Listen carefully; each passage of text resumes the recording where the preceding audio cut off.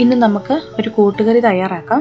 നമ്മൾ സാധാരണ സദ്യക്കൊക്കെ തയ്യാറാക്കുന്ന കൂട്ടുകറിയാണ് തയ്യാറാക്കാൻ പോകുന്നത്. അതിനായിട്ട് ഞാനിവിടെ അരക്കപ്പ് കടല ഓവർനൈറ്റ് സോക്ക് ചെയ്ത് വെച്ചിരിക്കുന്നതാണ്. ഇത് നമുക്ക് അല്പം ഉപ്പും കൂടി ചേർത്തിട്ട് കുക്കറിലിട്ട് നന്നായിട്ടൊന്ന് വേവിച്ചെടുക്കാം.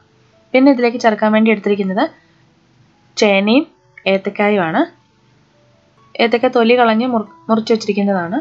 രണ്ടും ഞാൻ ചെറുതായിട്ട് കട്ട് ചെയ്ത് വെച്ചിട്ട് നന്നായിട്ട് കഴുകി എടുത്ത് വെച്ചിരിക്കുന്നതാണ്. ഇത് രണ്ടും കൂടി നമുക്ക് വേവിച്ചെടുക്കാം. ഇനി നമ്മൾ ഇതിലേക്ക് ചേർക്കാനായിട്ട് ഒരു തേങ്ങയാണ് എടുത്തിട്ടുള്ളത് ഞാൻ. ഇതിൽ നിന്ന് നമ്മൾ 1/4 ഭാഗം തേങ്ങ മാത്രം ഇതിലേക്ക് അരച്ച് ചേർക്കും. ബാക്കി നമ്മൾ ഇതിലേക്ക് ഫ്രൈ ചെയ്ത് ചേർക്കാനുള്ളതാണ്. അപ്പോൾ ആദ്യം നമുക്ക് ഈ കടല നമുക്ക് ഒരു കുക്കറിലേക്ക് ഇട്ട് കൊടുക്കാം. കടലയ്ക്ക് ഇത്തിരി വേവ് കൂടുതലുള്ളത് കൊണ്ടാണ് ഞാൻ ഇതിലേക്ക് ചേനയും ഏത്തക്കായും കൂടി ഇട്ട് കൊടുക്കാത്തത്. അത് ഇതിൻ്റെ കൂടി ഇട്ട് വേവിച്ചിട്ടുണ്ടെങ്കിൽ വല്ലാതെ അങ്ങ് കുഴഞ്ഞു പോകും. അപ്പം അതുകൊണ്ടാണ് ഞാനത് വേറെ വേവിച്ചെടുക്കുന്നത്. നിങ്ങൾക്കിനി ഇത് ഒരുമിച്ചിട്ട് വേവിക്കണം എന്നുണ്ടെങ്കിൽ അങ്ങനെ ചെയ്താലും മതി. ഈ കടലയിൽ അതിന് നികക്കി ഞാൻ വെള്ളം ഒഴിച്ച് കൊടുത്തിട്ടുണ്ട്. ഇനി ഇതിലേക്ക് പാകത്തിനുള്ള ഉപ്പും കൂടി ചേർക്കാം. എപ്പോഴും ഈ കടല വേവിക്കുമ്പം ഉപ്പ് കൂടി ചേർത്ത് വേവിക്കുകയാണെങ്കിൽ ആ കടലയ്ക്ക് ആ ഉപ്പൊക്കെ പിടിച്ച് വെന്ത് വരുമ്പോഴാണ് ഒരു ടേസ്റ്റ് ഉണ്ടാവുന്നത്. ഇനി ഞാനിവിടെ ഒരു കടായി എടുത്തിട്ടുണ്ട്. ഇതിലേക്ക് നമുക്ക് ചേനയും ഏത്തക്കായും കൂടി വേവിച്ചെടുക്കാനുള്ളതാണ്. ഇതിലേക്ക് പാകത്തിനുള്ള ഉപ്പ് ചേർക്കാം. ഇതിലേക്ക് 1/4 ടീസ്പൂൺ മഞ്ഞൾപ്പൊടി ചേർക്കാം. 1 ടീസ്പൂൺ മുളക് പൊടി ചേർക്കാം. ഞാനിതിലേക്ക് ചേർക്കുന്നത് കാശ്മീരി ചില്ലി പൗഡറാണ്. അല്പം എരിവ് അതിന് കുറവാണ്. നല്ല എരിവുള്ള മുളകാണ് നിങ്ങൾക്ക് ചേർക്കുന്നതെങ്കിൽ 1/2 ടീസ്പൂണൊക്കെ ചേർത്താൽ മതി. എരിവൊക്കെ ഓരോരുത്തരുടെ ആവശ്യത്തിനനുസരിച്ച് വേണം ചേർക്കാനായിട്ട്. ഇനി ഇതിലേക്ക് 1/4 ടീസ്പൂൺ കുരുമുളക് പൊടിയും കൂടി ചേർക്കാം. ഇനി ഇതിലേക്ക് ഇത് വേകാൻ ആവശ്യമായിട്ടുള്ള വെള്ളം കൂടി ചേർക്കാം.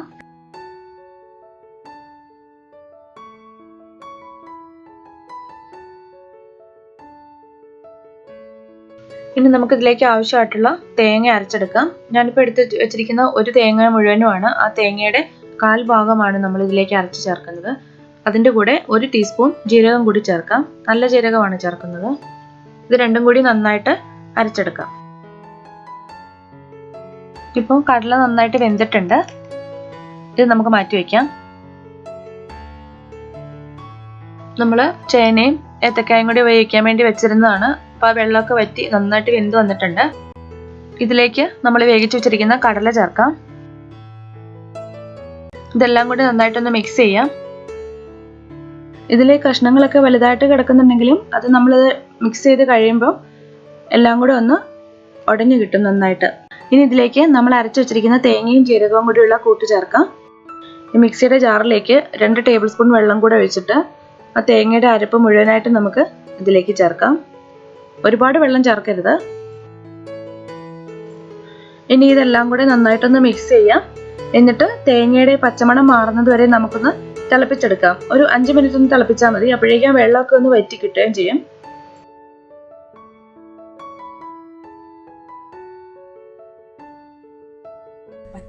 ഉപ്പ് പാകമാണോ എന്ന് നോക്കാം. പാകമല്ലാന്നുണ്ടെങ്കിൽ പാകത്തിനുള്ള ഉപ്പ് ചേർക്കാം. പിന്നെ എരിവ് വേണമെന്നുണ്ടെങ്കിൽ അല്പം കുരുമുളക് പൊടിയും കൂടി ചേർക്കാം.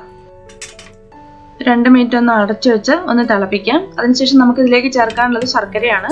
ഞാൻ ഇതിലേക്ക് 2 ടേബിൾ സ്പൂൺ ശർക്കര പൊടിച്ചതൊന്ന് ചേർത്ത് കൊടുക്കുന്നുണ്ട്.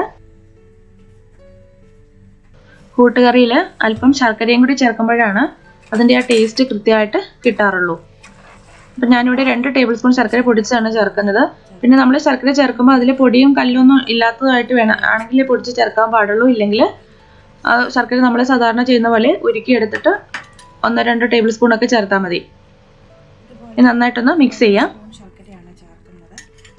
ഞാനിപ്പോൾ ഇവിടെ 2 ടേബിൾ സ്പൂൺ ശർക്കരയാണ് ചേർക്കുന്നത്. ഇനി അതിൻ്റെ ടേസ്റ്റ് നോക്കിയിട്ട് അല്പം കൂടി വേണമെന്നുണ്ടെങ്കിൽ പിന്നീട് അല്പം കൂടി ചേർത്താൽ മതി.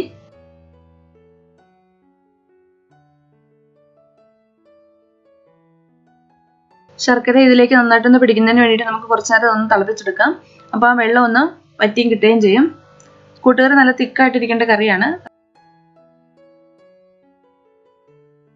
ഇപ്പോൾ ഇതിൻ്റെ വെള്ളമൊക്കെ വറ്റി കറിയൊന്ന് തിക്കായിട്ട് വന്നിട്ടുണ്ട്. ഇനി നമുക്ക് സ്റ്റവ് ഓഫ് ചെയ്യാം.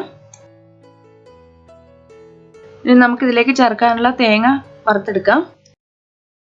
വെളിച്ചെണ്ണയിൽ വേണം തേങ്ങ വറുത്തെടുക്കാനായിട്ട്.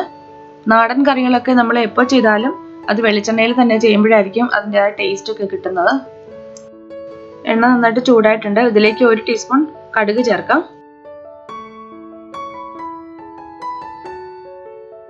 കടുക് പൊട്ടി വരുമ്പോഴേക്കും ഇതിലേക്ക് 1 ടീസ്പൂൺ ഉഴുന്ന് പരിപ്പും കൂടി ചേർക്കാം.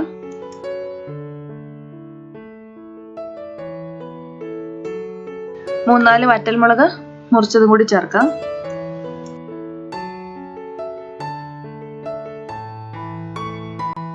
കുറച്ച് കറിവേപ്പില ചേർക്കാം. ഇനി ഇതിലേക്ക് നമുക്ക് തേങ്ങ ചേർത്ത് നന്നായിട്ട് വറുത്തെടുക്കാം. നല്ല ചുവപ്പ് കളർ ആവുന്നത് വരെ വറുത്തെടുക്കണം. ഈ കൂട്ടുകറിയിലെ ഏറ്റവും പ്രധാനപ്പെട്ട കാര്യം എന്ന് പറയുന്നത് തന്നെ ഈ തേങ്ങ ഫ്രൈ ചെയ്ത് ചേർക്കുന്നതാണ്.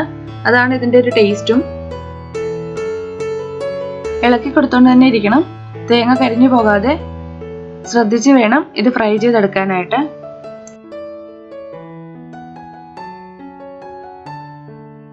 തേങ്ങയുടെ കളറൊക്കെ ഒന്ന് മാറി വരുന്നുണ്ട്. അല്പം കൂടി ചുവപ്പ് കളറായിട്ട് നമുക്കിത് കറിയിലേക്ക് ചേർക്കാം. ഇപ്പോൾ തേങ്ങ പാകമായിട്ട് നമ്മൾ വറുത്തെടുത്തിട്ടുണ്ട്. ഇനി ഇത് നമുക്ക് കറിയിലേക്ക് ചേർക്കാം.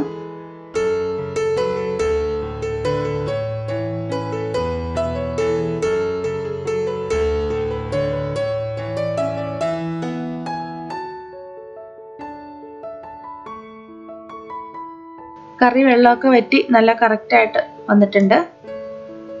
ഇനി ഇതിലേക്ക് തേങ്ങ ചേർത്ത് ഒന്ന് മിക്സ് ചെയ്തെടുക്കാം. ഈ ഒരു പരുവത്തിന് വേണം നമ്മുടെ കൂട്ടുകറി നമ്മൾ എടുത്തു വെക്കാനായിട്ട്. ഇത് ഇരുന്ന് കഴിഞ്ഞ് കുറച്ച് തിക്കായിട്ട് വരുന്ന കറിയാണ്. തണുത്ത് കഴിയുമ്പോഴേക്കും നല്ല കട്ടിയാവും. നമ്മുടെ ഓണം സ്പെഷ്യൽ ആയിട്ടുള്ള കൂട്ടുകറി റെഡി ആയിട്ടുണ്ട്. ഇനി നമുക്കിതൊന്ന് 2 മിനിറ്റ് അടച്ചു വെക്കാം. അതിനുശേഷം നമുക്ക് സെർവിംഗ് ബൗളിലേക്ക് മാറ്റാം.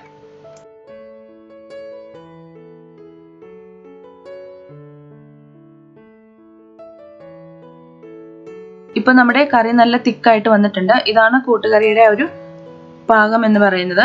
ഇപ്പൊ നമ്മൾ നേരത്തെ എടുത്തു വെച്ചിരുന്ന അതാണ് ആ കറക്റ്റ് പാകത്തിന് നിങ്ങൾ എടുത്തു വെക്കണം. കൂടുതൽ വെള്ളം വറ്റിച്ച് തിക്കായിട്ട് എടുത്തു വെക്കരുത്. അപ്പോൾ ഈ ഓണത്തിന് എല്ലാവരും ഒന്ന് ട്രൈ ചെയ്ത് നോക്കുക. ഇന്നത്തെ വീഡിയോ നിങ്ങൾക്ക് എല്ലാവർക്കും ഇഷ്ടമായെന്ന് വിചാരിക്കുന്നു. വീഡിയോ ഇഷ്ടമായെങ്കിൽ നിങ്ങളുടെ ഫ്രണ്ട്സിനൊക്കെ ഒന്ന് ഷെയർ ചെയ്ത് കൊടുക്കുക. നിങ്ങളുടെ കമൻസ് ഒക്കെ ഒന്ന് അറിയിക്കുക.